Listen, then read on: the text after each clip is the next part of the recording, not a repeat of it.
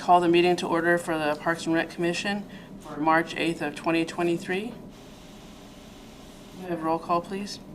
Mary Champagne. Here. Dave Tuttle. Leonard Jones. Here. Catherine Cottle. Here. Bruce Clayton. Here. And Leonard, would you like to lead us in the pledge? I guess so.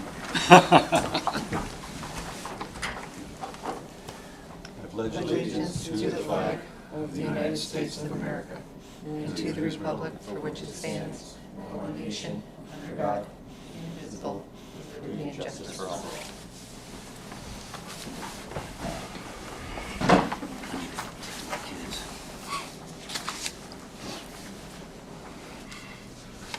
Can I get an approval? I'd Can I like get an to, approval for the agenda, please? I'd like to make a motion to approve the agenda for today's meeting.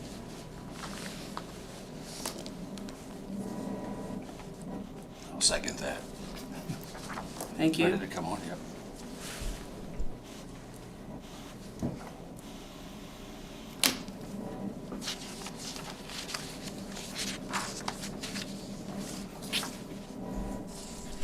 For the minutes of January 11th, I had a question in regards to the commissioner comments.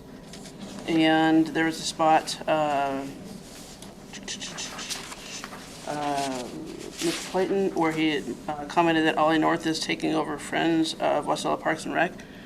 Is that the whole entire, is that the skateboard park, or is that the whole nonprofit? So that is just the nonprofit part of it.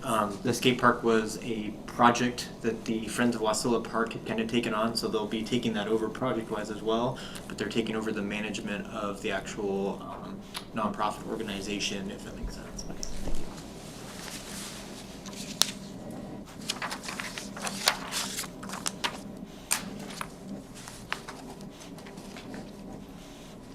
Can I get an approval on the minutes, please? I'll make a motion to approve the minutes. I'll second that. Thank you.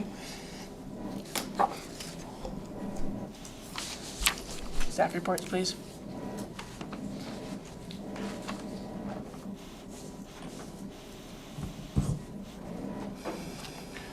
Scott Bell, Recreational Services Director. Staff report is as follows. First and foremost, welcome Kathy Cottle for taking seat D. We're very excited to have you on board. So anything we can do to help you in the process, don't hesitate. So welcome aboard. Right now, recreational service budget is in review with anticipation of doing presentations in the next month or so to the City Council. March 15th is the last day of ice at the Menard Center. And we shift to kind of our event use of the main arena. And an update, we did lockdown sign. The permit process has started with the Arctic Winter Games, which is in March 2024. So right now we're slated to be the opening and closing ceremonies for that event. And then we'll be hosting girls hockey and possibly the Dene Games. So a lot of activity there. They're looking for volunteers, so they do have a great website. So anybody that wants to volunteer, there's lots of opportunities there. Snapshot of some of our past events. We did just finish up our Learn to Skate Spring Ice Show, and we had about 250 people in attendance. Classes are done for the season, and new session will start coming this following August. And for the fall, winter, spring sessions, we had, some were repeat, but we had 344 people participate in that program that were repeat students. So we're having a great turnout in our Learn to Skate program. Upcoming events, we have Cleanup Days, which is May 1st through the 6th. And we are looking for volunteers. We have our dumpster watch, which is Monday through Friday, 5 to 7 p.m. And then we're looking for volunteers to also assist with Saturday, 10 to 2. And those can be broken up. And the idea is to make sure anything that is being put in the dumpster is part of the Cleanup Days program, with yellow bags and that, hazardous materials and things that are not allowed or not put in the dumpster. So, and also when people come up, they would be getting, I believe, tickets for going into drawing. So it would be part of handling that also. So looking for volunteers there. Music in the Park this summer will be June, and it'll be Saturdays this year. They're going to be able to expand the program where it used to be Friday nights, but they're going to kind of turn it into a whole kind of like a market with concerts and activities and beer gardens and food trucks and a lot of different things like that. So it's really, really expanding from last year. So that'll be Saturdays this year in Iditarod Park at the Green Pavilion area. Then we have the Music in the Park. We'll have a finale on July 4th. And that'll be nighttime, 3 to 9 p.m. at the Green Pavilion also. There will be the 4th of July parade this year. That will be, the theme is Honoring America's Heroes. And we'll be celebrating the Wasilla Police Department's 30th anniversary. Anniversary? I guess it's an anniversary. And then we will also then have the 4th of July Mayor's Picnic. And that'll be 1 to 3 p.m. in Iditarod Park, so very similar to what we've done in the past. To kind of follow up on some of the unfinished business, and I know it kind of comes in later, we put out, everyone should have got a copy of the park passport. So if you have that, we can go through that, and I'll go through, we've gotten a proposal through the Sustainable Design Group on some concepts that we can kind of take this to the next level, so I'll come back to all that. I realize the rest of the agenda. One of the requests, and that was on the agenda too, was Tammy and I kind of did some research on the history, and the request previously had been finding out what is the national kind of standard for parks, how many parks per square feet, size of parks and things like that. And so one of the handouts that you've received is a parks definition and development standards, which is through the National Recreation and Park Association. So if you go to that, and you go to paragraph 2, sentence 2, there is no longer a national standard of X number of acres of parkland per 1,000 persons. As a method of calculations, it is now recognized as deficient. So kind of what they're saying is current methodology calls on each community to determine its own defining blend of nature, social and economic characteristics. So we kind of have that as, I know that had been something that this commission has asked for and has, I think, used for part of the design. So this is all that we could find through our research. I do have some calls to my playground installation companies, so I'm waiting to hear if they have anything additional on top of that. Then we had put out a request. I didn't know if anybody had any old pictures, references to city parks and their history. We kind of found a little bit of info, so if anybody has anything, we're still looking to kind of help support that. And last part to report, right now we're at 2,984 Facebook followers on our social media page. So that is my report. Thank you.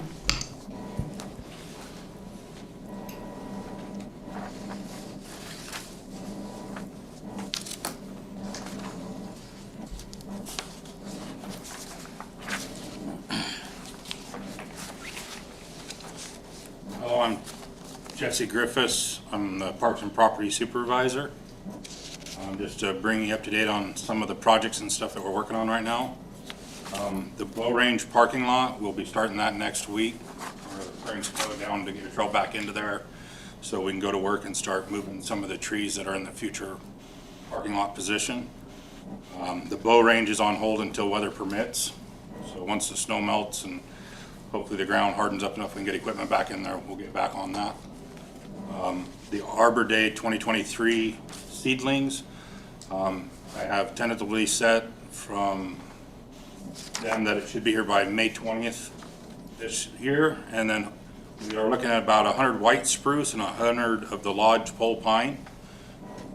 And then moving down the Iditarod Park, we're working on finishing paving the walkways, the pathways through there this year.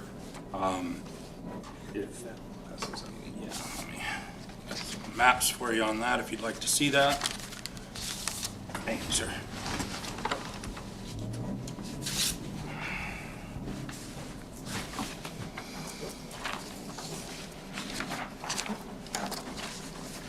Thank you.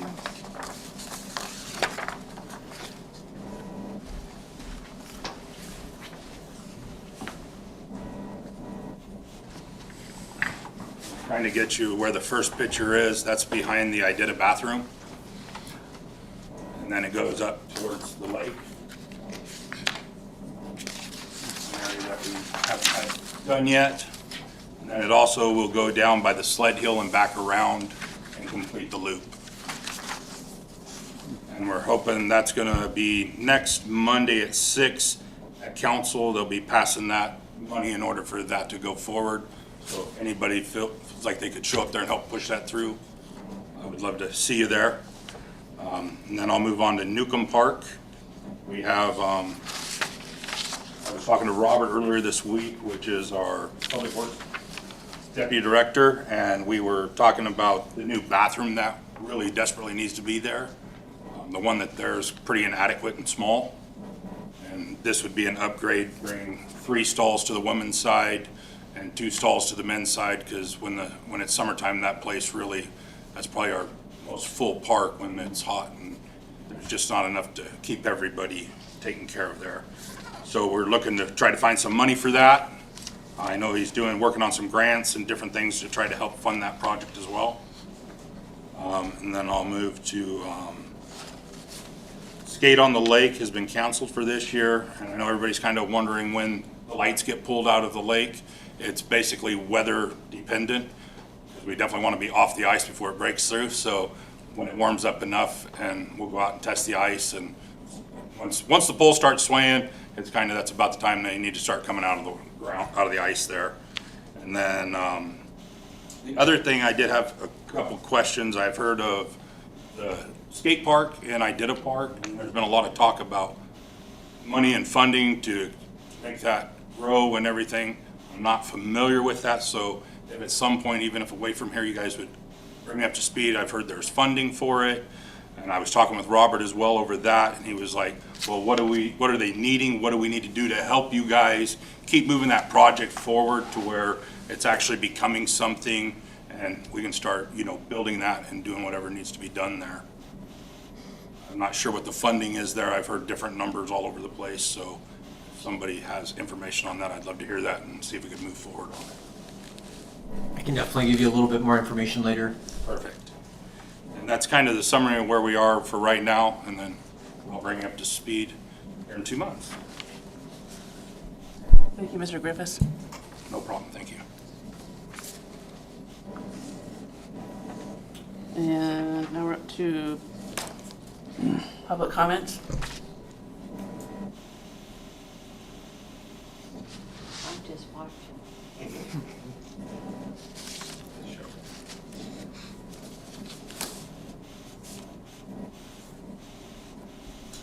For unfinished business, does anyone want to enter into committee of the whole? I'll make a motion to move to a committee as a whole. Can I get a second, please? I'll second that.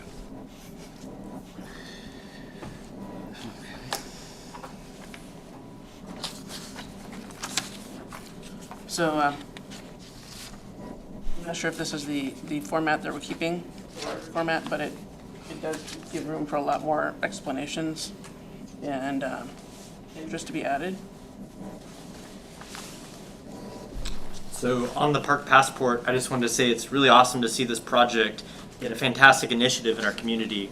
From a thought to where we are now, this project's going to allow us to collect a lot of data on what our community really wants to by getting feedback from the collection of these park passports.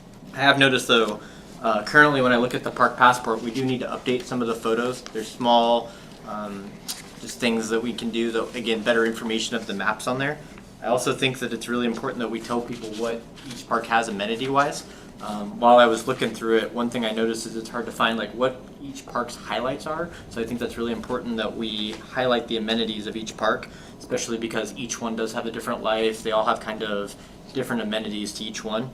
And then I guess my last thing that I just wanted to say is I think the park passport is actually going to do way more than we thought. Not only does it educate our community, but it gives them a list of things to kind of do over a span of about a month, and that's really important right now. A lot of people are looking for stuff to do, especially going into the summer months. So I think the park passport is definitely an amazing tool. I'm really excited to see it like this, and I can't wait to see the final project. Thank you, Reese.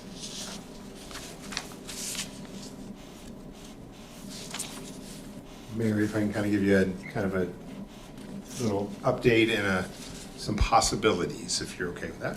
So we kind of have the passport that you have, for those that were not involved last year. We kind of had a small version, just wanted to get it out there, get it, children using it, seeing it, and just kind of see how it would work. We knew it was, we distributed it after school was out, so we didn't get to the elementary kids like we would have liked, but we knew we just had to try it to get some kind of momentum. So from that, we have developed and are looking at an expanded version, kind of what this is. Now, where we're kind of at now is I passed out this little handout here of these pictures. So these are, if you look, it's kind of, one is Lake Lucille information and another is Nunley Park.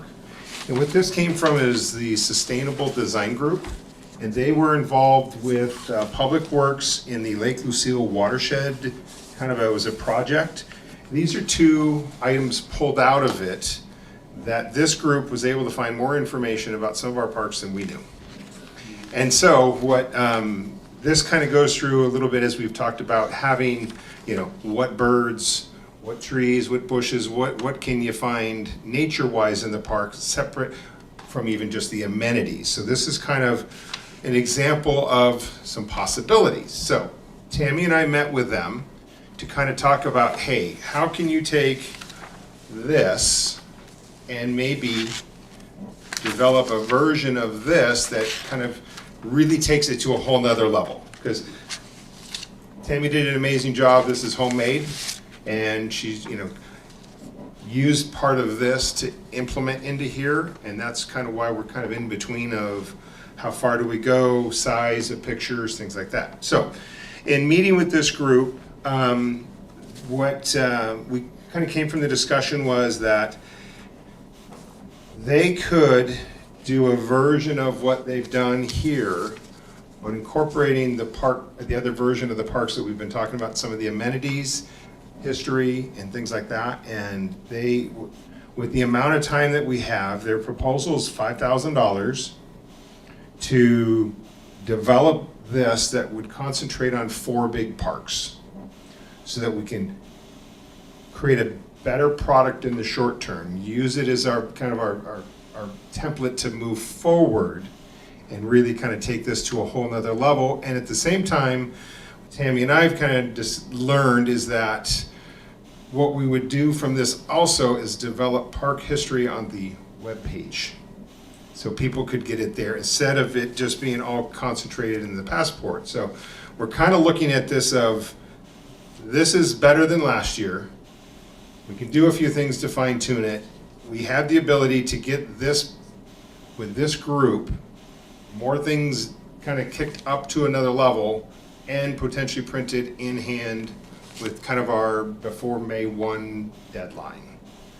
So that's kind of a version of where we're at right now. And so I just wanted to kind of see from the council's position, are you liking the idea of taking it a little bit higher, and that's part of what Tammy incorporated in her version, or just making this completely a upgraded version? Or right now, do we just kind of run with what we have, clean it up with a few more things, and move it along? So just wanted to kind of put that to the commission.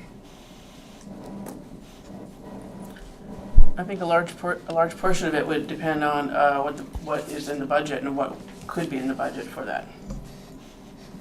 With some of the activities, programs that we have and haven't done, there is money in the budget that I can allocate for this project. Then the intent would be for we get this out this year, then we can kind of go to more of a grant-like scenario and then really finish off the product over the next year or so and moving forward.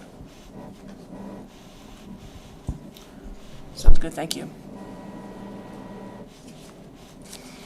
I'll add my 2 cents. I think it's a good idea, honestly, that you're gonna create a stepping stone for the infrastructure development. And, I looked at this, I didn't have a copy, but I looked at it on my phone. And I had a couple questions. First thing it brought me back to was when I was a kid, Boy Scouts. Okay? And we used to have drawings. You'd identify a project or an item, and you would sell X number of items to get to that stage, And I see this as the same thing, in my opinion. But I would support, spending $5,000 for that, and if they can have it, you say by May 1st, so they've got a 40-day window, pretty short window.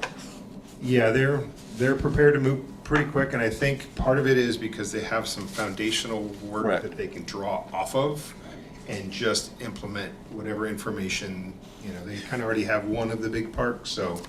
Well, I like this, that it adds the additional features here that you don't see Right. in this now. Yeah.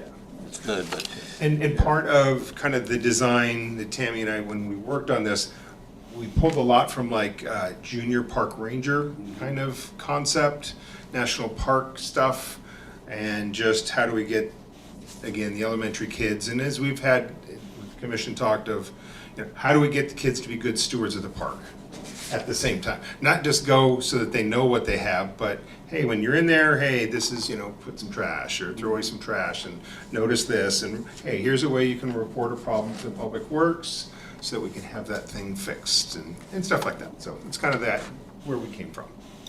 I think it's a good idea. Thank you. Real fast, I just kind of wanted to put in my 2 cents. I was actually originally, before we even talked about this, I was just going to talk about the budget when it does come to Parks and Recreation. It's nice to hear that we actually have a budget that is willing to accept new ideas, so that's really exciting. Overall, I think that definitely starting a partnership with this group to get our project to that next level is really important. That partnership and that collaboratory work is so important, especially for something like this where they're more of an expert. I appreciate Tammy, and Tammy did an amazing job on our first one, but these guys really seem to have the ability to kind of, like you said, get it to that next level that we need to be at. So I definitely think it's a really wonderful idea, and I think that seeing this project go from this to like visionizing that final one, it's going to be pretty cool. I'm really excited. And kind of with that, as we're in the budget process, I can make this happen on my existing budget based on what we have or haven't done. And if you like this idea, then I can really support it in the revised FY24, so that we're not just piecemealing off, but we're gonna make sure this program has its very specific line item. Also, some other things that are really good about a Parks Passport and other fun things is that a lot of people are basically coming through Wasilla. And while they're here, they really don't want to just stop for a bite to eat and keep going, but they want to know what other things are to do. So, years ago, there was a lot of printed literature on what were the library hours, what were the park hours, etc. And it would be really easy to incorporate that on half of a page. So it would be a good tool all the way around. Another question or something to add to that. If we could build that into where that could be printed off on via Facebook or something to where somebody could get the download, because everything's been so computerized these days that if they start taking that on their own, the amount of quantity you have to actually pay to put out might lessen as well. Just a thought. I just wanted to add that, actually, kind of going with what you were talking about there, things being online. That is the way people get most of their information nowadays, is online. And I'm the same way, although I still like paper things in my hand. I'm not familiar with the passport, being pretty new to this, but my family's always been a big supporter of the parks. And I have 3 grandkids most of the summer, 3 little grandsons, and believe me, I use the parks with them. I use the parks with him, Bert used the parks with him, we use the parks a lot.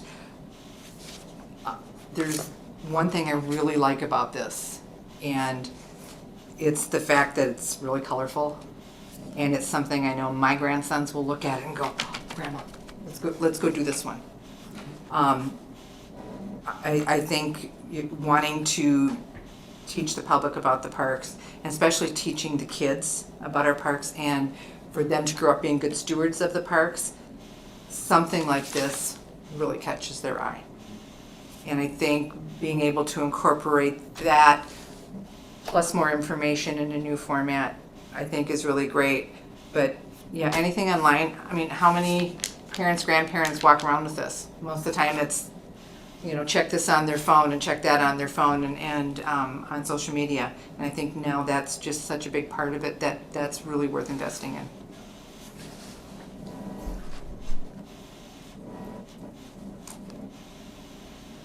Any other comments? So unfinished business, B is Parks Master Plan. Yeah, so in kind of follow up from the last meeting, again, as requested, to kind of determine when we're evaluating capital improvement projects for the parks, to reference any national standards on size, amenities, things like that, based on those standards. And again, all we could find is that actually those standards no longer exist, because every community is so different. The needs of each community is different. A lot of this from previous didn't have a lot of the adaptability, inclusive kind of components, stuff like that. So going forward, there's not a national standard, but whatever capital improvements we're looking at, I think the idea will be to kind of look at, again, a comprehensive look at what we have, and in future steps. So we again have our Parks and Trails Master Plan, which I think for the new council people should be in your folder. So this kind of is it's a plan, but it's also kind of a statement piece of what we have. And so I think that this kind of needs to evolve a little bit, so that it can be incorporated with budgets and capital improvements and things like that. So that's kind of how I would suggest the commission moves forward. And that's kind of where we're at with the master plan right now. Real fast, I just wanted to say on the Parks Master Plan, during our last meeting, we discussed the importance of course, meeting national standards.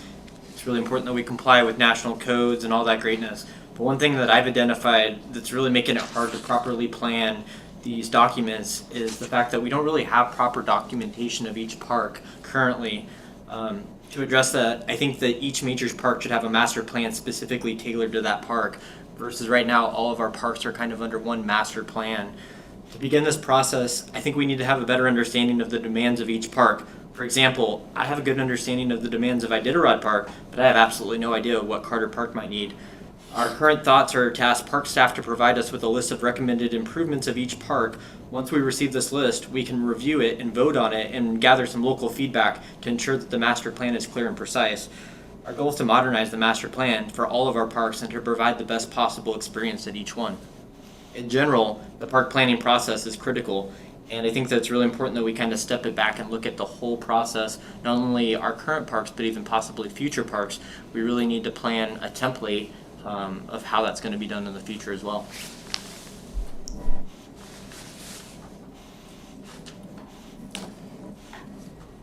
Thank you.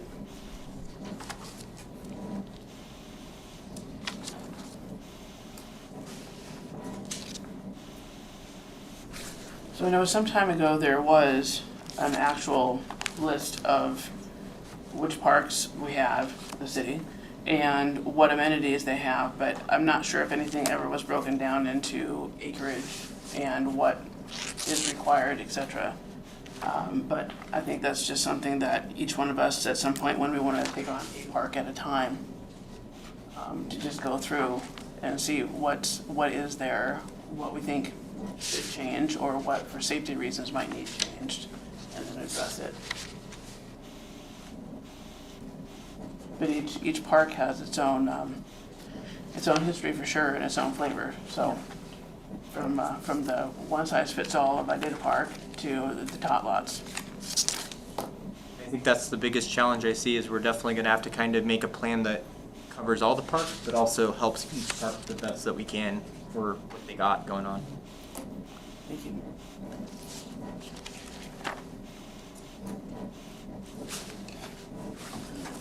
Get to the point I want to know the size of all of those different parks and stuff, because I mow those. I have a master plan of how many acres all that is. And I could get you at least the breakdown of what that is per park, depending on when you guys get to the point you actually need it. Would it, excuse me. I'm looking, only second meeting, but I'm looking at the 2020 Parks and Trail Master Plan, which lists those sizes. Is this information, and I haven't gone through this piece here, the new 21, but is this information that's in this particular packet been built upon to bring forward into 2001, 2023? You see what I'm saying? I mean, you've got some good So information. You're looking at the master plan, the First page, almost the third page from the end, has the actual acreage. Looks like This, that. this is the 9/17/2022. Yeah, no, so if you look at the plan, Yep. you go to the page, it's the third you've page got it from over the here. end. Okay, It's gonna have your acreage. okay, it's got it all. And I believe with Cottonwood Creek Park there, that would show us that it's up to date, right, Tammy? That is all your acreage right there. So is it Cottonwood Creek Park 10 acres or is it 9 acres? What I'm showing is 9 acres. Yeah. And the 2020 shows 10 acres. You lost an acre somewhere. I don't have that in this one, actually. Now I'm looking at this document that I received last time around. So this one says 9. I needed time to dissect this document, just what I normally do, rather than give it. And I think comprehensive, that's an excellent idea, incorporating kind of what Reese has talked about, and Yeah. kind of the purpose of the commission is kind of, again, really know what parks are, what, how you want to recommend going forward, what are your priorities, and then bring that to staff, and we can kind of work with city council and the mayor, and see how we can move things forward, instead of just keep looking at a plan that's not being executed. Correct, and that's, I'm glad, like, you've got funding identified. That was one of my thoughts last, my first meeting, was how is the funding, how much is in your budget? I have no clue, but you do. So, I like what I see, you know, in these, what page, A2, A1, 3, they all provide some pretty darn good detail that's not in the 2020. So it's a stepping stone again, which I like to see, but there's just little things. And I'll go through with a pencil and make some notes. Well, and kind of going back into a little bit what Reese said, and the concept for me is with that sustainable design group, let's build this from the base, because it's pieces and parts everywhere. And that we can identify what we have, any history, things like that. And then, again, part of it is we want to communicate to the community, you know, through signage and things like that. Hey, welcome to Carter Park. Oh, by the way, did you know Carter Park is? And we have some of that info, and it can be a version of this. So, from my position, the concept is we've got pieces and parts. Again, how can we take this and really start building something that's of value to the community? I think you started already. Just slow process is what it is. So, no, I commend you on your work. Sorry, I don't have my mic on. Real fast, before we leave the committee as a whole, I just did want to bring something up. I just wanted to discuss the important issue that has been kind of brought to my attention from multiple different community feedback. And what it is it's the high cost of activities in our community. Activities such as walking, basketball, or any other indoor sport can be really expensive and challenging to find really any space right now. prime example, I was just visiting Ollie North this morning, and they're in the same issue. They have a very growing, successful program, but to find a small space is one thing, but to find a space that they can really continue to grow on and continue to succeed, it's getting very challenging. I would say that's a challenge that not only they look at, but the city of Wasilla might want to just look across the board at and realize, all right, we live in a place that is very challenging during the winter, and the cost of certain activities has gotten very challenging over the last couple of years. So I think it's important that the city makes sure that people have the ability and accessibility to indoor spaces. Another area that I just mentioned is just, again, overall the cost. On average, it can cost you about 10 to 30 days per day to do an indoor sport or activity. And not to say it should be free, but it's definitely a challenge that I think sometimes we forget about as we've modernized a lot. So yeah, I just wanted to again say to the city that it's really important that indoor space, we try to provide as much as we can to the community. It's hard because the cost, but overall it's something that's definitely lacking in my opinion.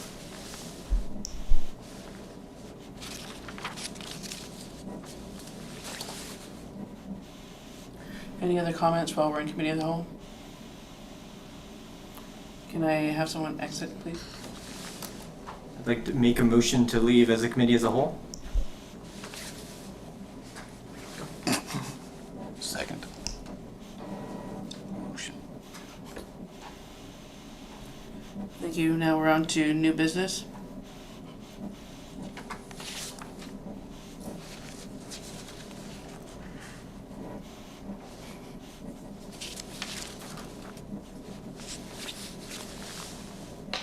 So real fast, I just kind of wanted to give an update or summary of the skate park. We have 2 new commission members, and a lot has changed since then too.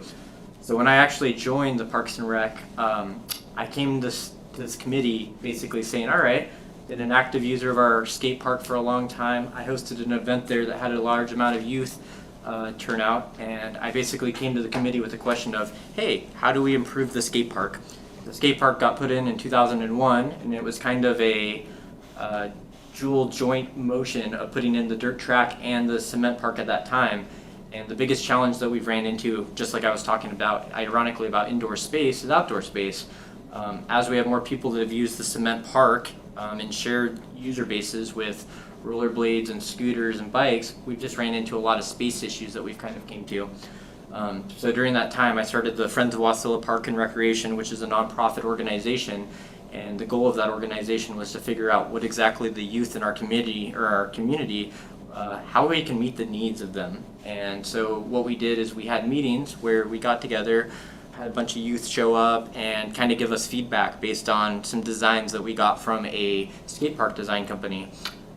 Based on those designs, we were able to kind of change our idea, and we made it where the skate park was not just a skate park anymore, but it was actually a multi-usage type of park where people could not only ride and be doing tricks, but there was also a pump track design that we have implemented into that as well. Of course, a lot of that was during COVID, so a lot of craziness and just busy, and skate parks in general, cement and stuff like that has been brutal. Where we are kind of at that, or where we left off, is we were kind of waiting for some costs of material to change a little bit. And since then, Ollie North has opened their indoor park, so we've been kind of working the indoor park, kind of getting a little bit of stuff going there. But we're definitely still working the skate park deal, and we're still very interested in expanding the skate park. I think the biggest thing that's kind of changed for us is just trying to figure out what exactly that means. I think originally a lot of us came together and said, hey, we want a nicer skate park, and it sounds really wonderful. But then we started to realize with a bigger skate park comes other challenges like bathrooms and lighting and proper security and stuff like that. So that's kind of where we had really left off, as we were kind of going to the city saying, hey, we kind of have this idea of the skate park that would be really wonderful. We also want the infrastructure of the bathrooms, and we kind of realized that our project came more than just putting in a cement skate park. It kind of came in with doing the whole park area there in general. So where we left off was our cost was about $1.2 million, I want to say, and we were just kind of waiting, seeing some grants and stuff like that. One of our big sponsors right when COVID started actually fell through, and they no longer are around, so they were kind of one of our first sponsors, but we still do have some micro sponsors. I think right now, for a rough idea, we probably got about $25,000 to $50,000 in funds that we've kind of kicked around for that project. But at one time we were working with a lot of working with a lot of grants and stuff like that to achieve that. Kind of one of the big things that that whole project was founded on is the idea that if the community really wants it, the community will speak up and they'll make that happen. So a lot of the voices and sponsors and all that, a lot of it was local businesses at that time that were like, hey, I own a cement business and I'd really like to do that.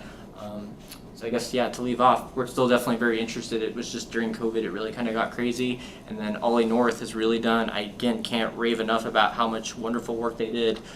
They took this idea of, hey, we want an indoor park, and they put one up to really make it happen. So it's really neat to see that start kind of happening. I think we're ready for that follow-up now. And of course, with the big administration change that we saw, I think now is a great time to kind of make this thing happen for us. So.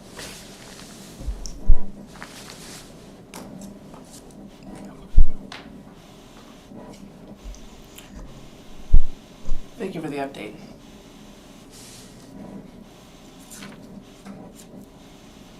Any other comments under new business?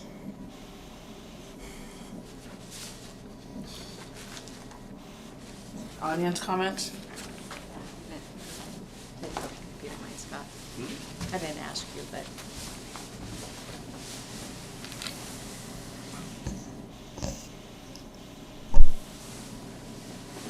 This is on or not. So I'm Crystal Nygaard, I'm the Deputy Administrator. So I work hand in hand with the mayor, usually working on kind of the macro conversation that's happening in the community. And one of the projects I'm working on is economic development. And we're doing a comprehensive economic development strategy, which is primarily a business plan for the city of how do we attract more employers. McKinley Group is our subcontractor, which is, they were part of the McDowell Group. So they've done this economic stuff for 40, 50 years in the state. But I just wanted to encourage all of you, when you go to our website under economic development, there is a component called CEDS. And some of the initial data that they pulled up in November of 2022 was kind of like that baseline before we start going up the mountain. And some of the things that they recognized, so these CEDS are all throughout the state. They have them up in the Northwest District and Southeast and Kenai, pretty much everywhere but here. Some of the things that really sets us apart from other communities is we have the workforce, and that workforce is exported all over the state. It's very different than a lot of communities. The other thing that is changing is the amount of commuters that go to Anchorage. There's a lot more people now that are working from home, and so you have people they're not having to drive 2 hours a day, but they're sitting more. And so they're having to reach out and say, what is really in this community that I live in? And so that was one of the things that came out of it, as well as that education component. So half of the report is the static economics that we get from like census, but the other half is stakeholder engagement. And so we've had a couple steering committee meetings as well, and this last time we went through vision statements for the city. It was very interesting because at the end of these vision statements, one said quality of life, one said great place to raise a family. And how do you really quantify that? How do you describe that to people? What is a quality of life to you versus me? Or is this a great place to raise a family? So I wanted to just really emphasize that this conversation you have here right now is really critical for the growth of our community. If we want to attract those big investments, we have to know what their employees want, what they want, what's their standard that they're looking for. And I think you pointed it out. It's like, what do they want in a future park? What is that going to look like? And so this conversation is really important for what that big vision we have for the city. And so if you would be so kind to go to the website and do a survey and do our strengths and our weaknesses and our threats and opportunities, the more engagement we have, the better we can be. And we're kind of like a little silent giant right now, but the rest of so Anchorage does one, and so does Fairbanks. They do these sets. But this conversation really does define what the quality of life is. And so I really appreciate all of you putting this time in. And we welcome any of your comments, and if you could share that survey with your demographics as well, and yours and yours and yours, that would be great. So thank you for giving me the time to chat with you.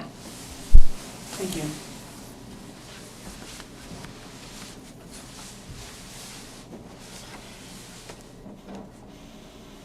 Any other staff and commission comments?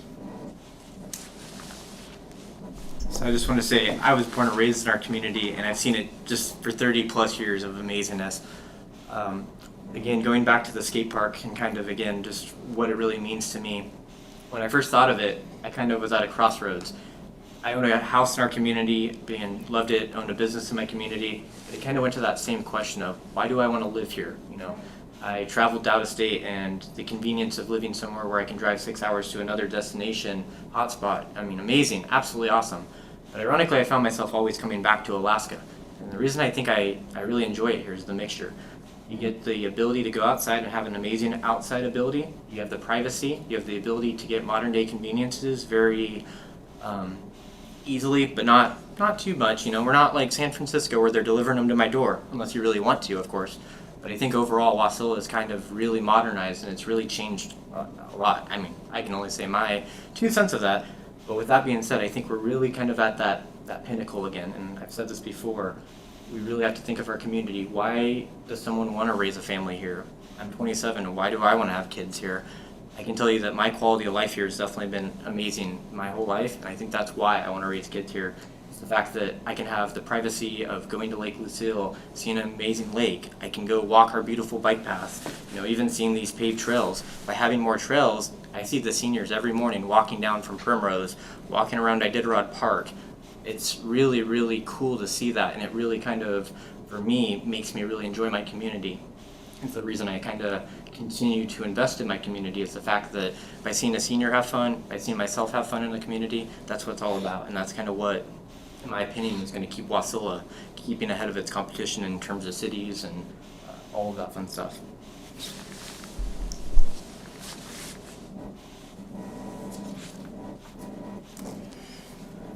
I'd like to welcome our new commission members. I didn't really have a lot of time at our previous meeting, but I'm glad you're both here. We definitely need a variety of different thoughts from different paths, because that's the only way that everything works, because we're not all the same. Personally, one of the things I look forward in a community is looking forward to having places that are walkable. That are, you know, that are safe to be at. And when my kids were little, we were at the parks a lot, and now I have grandkids, so that's that. But it's just the fact of having open spaces that don't have a lot of traffic nearby, that are safe, that are clean, that you're not looking over your shoulder to see who's around you. So it's just one of those things. Every park has its gems for sure, and then you know, little places for TLC. But you know, we just keep plugging away a little at a time. Anyways, but I appreciate all of your input. Any other comments? I have one question. I think we all received this email. And you talked about cost. This is the one from a gentleman by the name of Ben P. It came on February 23rd to me, and I didn't do anything with it. Normally in my line of previous work, I'd have jumped on this. But my wife said, don't. This is a cost to walk. I got here in 1984 when there was one stoplight in Wasilla. Okay, Teelan's was still where it was at. Cottonwood Creek Mall was the only place that you could really walk because it was all open, and people walked through that thing all the time. I probably didn't know where to look, but I was trying to find this pay scale, or the fee scale for an art center. Knowing the complex of that size, the infrastructure, everything that goes with it, there's a cost. Now, this gentleman who wrote this piece, like he talked about, family of 3 here, 2 children, it costs $20 to simply walk inside the facility on a single time. That doesn't allow you to walk the entire day. 4 punch cards, 20 walks each, cost $260. Now, I wasn't aware of any of this before I got this email. How does the city do this kind of a comment? Is what I'd like to know. How do we answer it? So, excuse me, foundation of this is the Menard Sports Center is on the enterprise system. We're not like the library or other amenities like the parks. Everything we do is fee-based to offset its operation, including using the track, batting cage, any of the amenities within the facility, from a kitchen to have a banquet of 400 or 500 people. The track use, I think Reese was referencing, use of the turf, it's $10 an hour. Now, for some clarification, you can use the track as long as you want, but once you leave, you can go there an hour, 2, 3 hours. You leave, it's no different than if you go to the Alaska Club or as a guest or something like that. Use of the track, the fees, if you go to a punch card, one family can use a punch card. So, again, the punch card is designed to have a discount. So I believe on our website, you can find all our rates. So it's got a sheet when you come to the Menard Center. If you go to the skate shack, there's a rate card. So everything is clearly defined. You're going to go to a public skate, you're going to rent skates. So there's nothing that I can do to allow free use of the facility. Now, what we have done is, for example, for the senior population, there had been sponsorships. So there is a free senior walk Monday through Friday, 7:30 to 8:30 in the morning.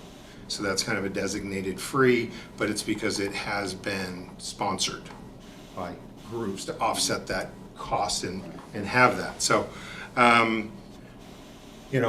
sympathize, but my operational mandate is use of the facility has fees associated. Our operating budget is about $1.5, $1.6 million, and we generally offset that with about $800,000 to $850,000 in revenue. So then the city is doing a transfer of anywhere from $500,000 to $700,000 to offset the operation. So the library may have a similar budget, but they don't have to generate revenue. So it's difficult because, I know part of the vision of the Menard Center is to be a community resource and to support youth and do these kind of things. But the way it's been mandated and designed, you come and you want to walk, it's got a fee. Now, we do try to keep it reasonable, but the track, I think, for example, we had not adjusted those rates for 8 or 10 years. Most of our facility rates, the use of the turf had not been changed for 12. So we've had to make some market conditions, because otherwise we would not be generating or even a reasonable amount of money to operate the facility. And none of that includes, the building's gonna be 20 years old next March. And we have capital improvements, things that are, have carpet that's 19 years old. So a lot of those things are all part of the big operation. So I wish I could give more things for free, but I can't treat one perfect person differently than I'm going to treat the other person that comes in. And the market value / how we can discount things are kind of built into the pricing that we have. And it's true, but again, the mall or any of those other amenities, they get their revenue or they had. And so that's kind of the position of where we're at. Well, thank you for your input. Yes. I appreciate it. So I had a thought on that when I read that same email, that my opinion was that the only other way around that would be if there was a sponsor such as Masu Health Foundation that would sponsor families, and that would be on a scholarship basis. It may or may not be worth approaching them about, but it's just a situation where, so if somebody is with young kids and they don't have the winter gear to go outside and go to the sledding hill, because that's another expense. I was shocked to see how much a winter boots are for a 2-year-old. They're almost the same price as an adult. It's ridiculous. So if somebody doesn't have that and they're thinking, well, I can just go walk, at the Menard. Well, it sounds great, but once again, there's another obstacle. But if there was a way to have a scholarship is set up, because there really probably aren't that many families that it would directly benefit, but there would be some, and some is better than none. But once again, I mean, I can understand that, you know, the family's in a tight spot, but that's the only way I can see around that would be to cut down the cost with the scholarship. Similar to you, I was thinking the same thing. Sadly, or not sadly, the Menard is an amazing facility, and as such, it does definitely take a lot of costs associated. And I think that's one of the hardest things to sometimes accept is there's a lot of costs associated with services nowadays. But with that being said, if the service is worth it and you're getting a better experience, I think that most people are willing to pay for that, and I think that's where sponsorship is very key. I know we've mentioned collaboration several times now, but that's where, again, a lot of collaboratory projects are very key to allow for people to continue to experience things that they want to, and maybe for the community to, again, get that community touch with these projects. And so yeah, that's where like the Health Foundation and stuff like that, I would really like to maybe hear them talk about this more and maybe get their 2 cents. I also did reach out to the owner of Active Souls, and she had mentioned, again, same thing, they're coming to Wasilla. They have heard a lot of talking of people walking and stuff like that. It's just challenging because our community's grown a lot, and we're just the city of Wasilla, where the Mat-Su Valley has a lot of an issue in general. Not only is it a Wasilla issue, it's a Palmer issue, a Willow issue, and anywhere in the borough, indoor facilities are still just a big lacking issue. We're fortunate because in the summer you can just walk outside, walk around your beautiful neighborhood. So yeah, it's just one of those challenges that I think that Alaska still experiences. And overall, we're very fortunate to have even the Menard like we do.